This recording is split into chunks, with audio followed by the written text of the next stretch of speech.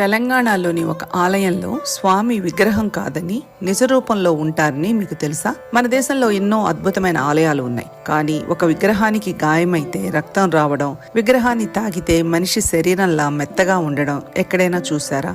అవును, మీరు విన్నది నిజమే. సైంటిస్టులను సైతం దశాబ్దాలుగా ఆశ్చర్యానికి గురి చేస్తున్న ఆ సజీవ విగ్రహం ఎక్కడుంది?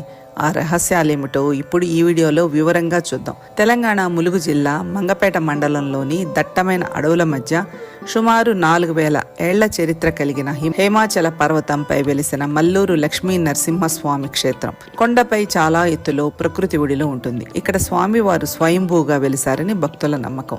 ఈ ఆలయంలోని అత్యంత పెద్ద వింత ఏమిటంటే ఇక్కడ 10 అడుగుల మూల విరాట్ విగ్రహం రాతితో చేసినట్లు ఉండదు.